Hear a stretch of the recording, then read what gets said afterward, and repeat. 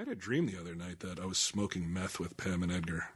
I'm not sure why. Oh, speaking of which, Pam and Edgar just celebrated their 50th anniversary. Oh, man. That is something 50 to fucking applaud years. And celebrate, recognize, and is it and to and about to romance. and to put up on a mountain and just be like it can be done. Should it be done is the question.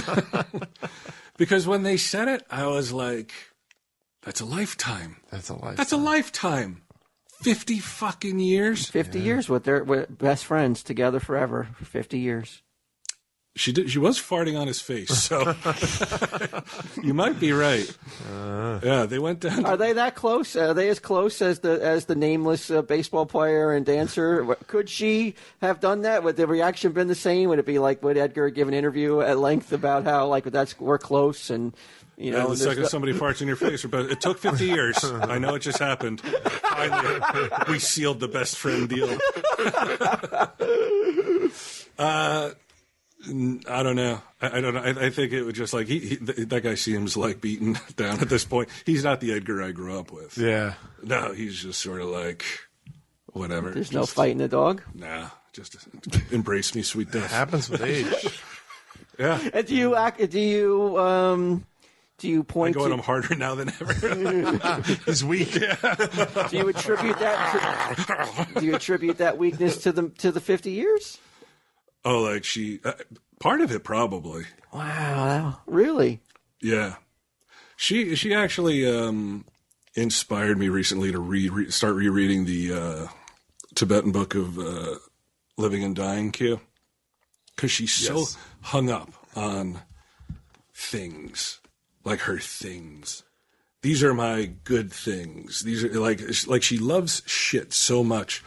Like she was saying, I guess she had this box of Crayola crayons from 1990 with collector's colors, right? Okay. Now, it's sitting at the back of a fucking desk drawer that she was looking for something else. For 28 years? Almost 30 years. Almost 30 years. It's sitting there. And they've never been used? The grandkids never even got to use them, right? Well, here's the thing. Evidently, at some point during those 30 years, somebody did use them because I guess she went into the drawer and was like, oh, my collector's crayons. Why is it empty? Limited edition crayons. Yes. And got all fucking upset because they were It was it's like, there's no such thing as a fucking collectible fucking crayon market. They don't make that color anymore. I know they don't, but you show me the person who collects crayons, and I show you a person who will collect anything, anything on earth. So, but most likelihood, though, those crayons were used by her grandchildren to have a good time. She's pissed. She's pissed about it. Dude, it was like, who cracked open my Fabergé egg? It was like that level of like, oh my God, my good crayons. Insane. What does a box of those crayons go for on eBay now? Okay. You looked? Oh, yeah. You better fucking believe it. What they retail for in 1990? I think they retailed for like $14.99, somewhere around there. It's a tin box. Okay. That says like, and they did them for a couple years. It was like 90 through 94 until they're like, I guess nobody's buying this shit. There's one person who's really like into the collectible crayon market. And she, I guess she put it away. And at some point, somebody used it, but for almost 30 years, she was safe. You didn't even notice. It could have been used 29 years ago. She wouldn't have fucking known. But like in her mind, her collectible crayons were safe and unused, so, yes. and as mint, pristine mint. The charade. Yeah. If you can fool yourself into thinking like, because she was like, well, they're going to be worth money. I'm like, to who? To who? I went on eBay, $4.99. Buy it now. Nobody's even buying it at $4.99. So it depreciated. It's depreciated by fucking almost 70% over the years. And she can't take a write-off on that. It's not like stocks. But I was like, oh my God, like if if Edgar dies before her, guaranteed if the show Hoarders is still on, she's on it. Because she buys so much shit that she never uses, puts away. I need this, I need that. They went to Cape May for a couple days for their anniversary. Comes back with a whole bag full of shit, just like stuff to like hang on the wall. Whoa! But I was getting texts like for the last couple of weeks. I thought there may have been a cruise by the by the sons and daughters were going to be given as a gift. Did that happen? Well, not yet. It's still happening. In fact, they may find out about it right now because we haven't told them yet. But my brother Eric and I researched it and found like the best one for them because you can't let them set it up. They text me. But no way. The Impractical Jokers cruise? That's what I was thinking. Maybe I could get a sweet discount. But so they'd walk right out of the Space Monkey show. Oh, yeah. Oh, shit, what was I going to say? Oh, so if we let them set it up, like they go to Cape May, and Pam texts me because we're taking care of the dog and the cats and all that shit. And she's like, we're coming home today. I'm like, you're coming home on your anniversary? The day of your anniversary? She's like, yeah, we're going to come home and we're going to go out and get dinner. I'm like, why wouldn't you stay one more day? The day of your anniversary. Right. And they're like, and she's like, oh yeah, I guess we should. And then they stayed. And I'm like, how does this not occur to you? Like, it's just weird the way. Well, it's weird too that she's also like, okay, we'll do it because you said it. Well, I don't think the idea had fucking occurred to them. How could it not? I don't know. But there's a lot of shit that doesn't like. My mother's the kind of person like she doesn't think things through, like even way worse than I do, and I'll have to tell her like, yeah, but what about this? Like the amount of money she wastes on shit. And she's like looking through the bed and breakfast. She's like, oh, this is a nice room, but for $30 more, you get all this, which is like twice the size of the room and a hot tub and all this other shit. Do you think it's worth it? I'm like, yeah. Yeah, I think so. You never go anywhere. And like, that's what, like on their anniversary, I'm like, why are you so hot to get back to? Was the anniversary ruined by the discovery of the crayons? No, the crayons, thankfully, that came a few days after they got back. So they had time to settle in before the bomb was dropped. That colorful Crayola bomb. And the fucked up thing what was the resolution? Her cousin has a husband who works at the Crayola factory, like works for Crayola.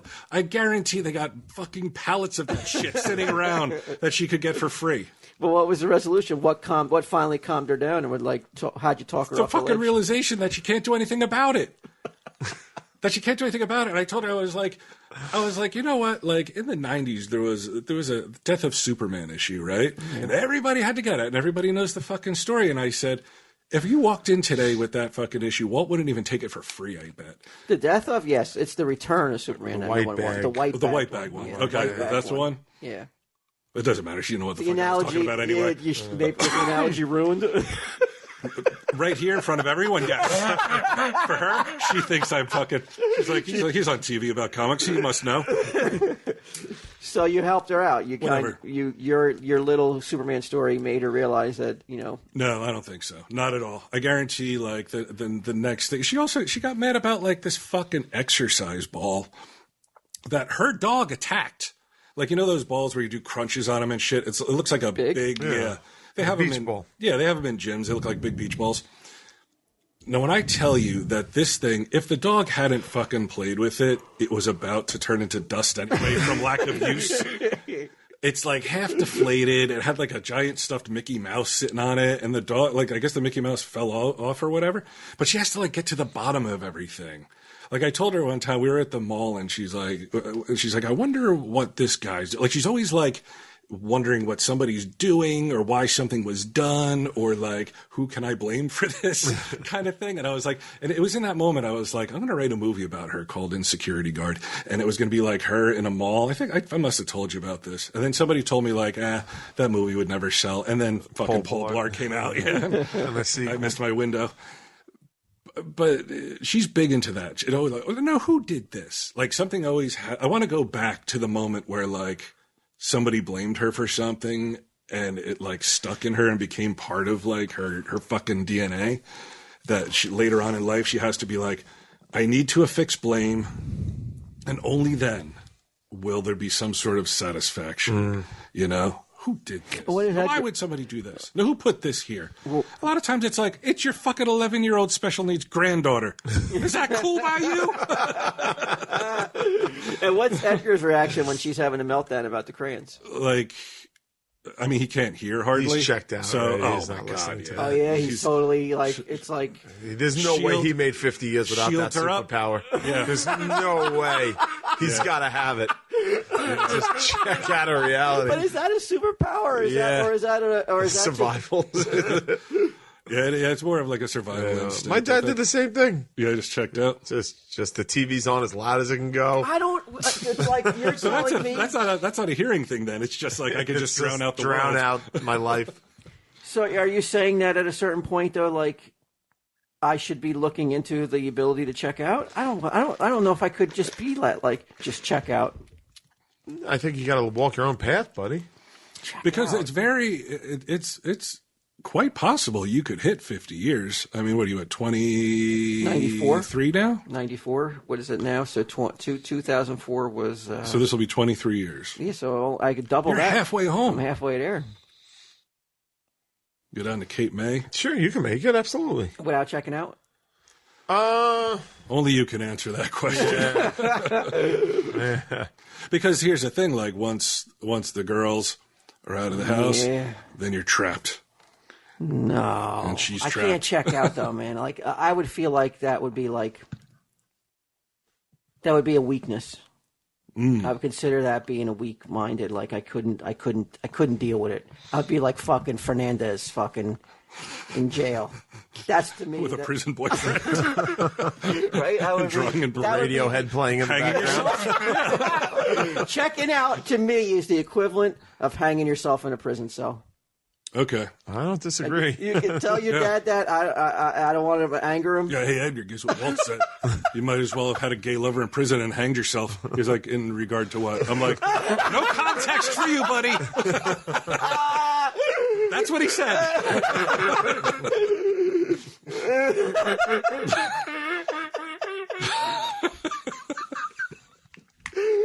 Have fun listening to your dick sucking music. He would just shrug and go back to the television. Yeah, because that's what checking out. Well, wait a minute now. Well, I don't want to deal with this either. How long have you been with Suzanne, though? 13 years. Checked out yet? Come on. I don't believe it. Checking out for you is not like it's very hard. Wait, so you can't include rageful moments? Yeah, checking out is being basically a turnip wearing trousers. Okay. That's what checking out. That's what I equate checking out to be. Like basically, they put produce in your clothes. I just imagine Edgar as a turnip with his trousers on. Dad? I love that turnip. Turnip's my dad. That turnip's my dad. Well, if that's oh my the definition, God, he's I don't on know. Full checkout. Look at him. He's checked out to turnip that and trousers. Has your dad checked out to that level? I mean, now you're talking about like he's fucking catatonic. Like, yeah, I don't know about that. Yeah, he's not that. He definitely still gets pissed once in a while. It's my dad we're talking about. Yeah, come on. He's got Johnson blood coursing through those veins. Yeah, no. I guess I'm not checked out then. You are not checked out. I'm too angry all the time. Checked out, yeah. I guess we all have our... Checked out is defeat, right? Checked out is like, I give up. It's like you don't react. You like I said, you're just wearing some clothes. Right. Yeah, I can't not react to some shit. So it's healthy then. Yeah, it's still vibrant. That's the word I use. Like the first time. It's still, it's still the spark's still there. Yeah, they're flying all over. It looks like one of those like metal shops where like people are grinding steel and sparks are flying everywhere. You're pouring gasoline on the walls. Yeah, myself.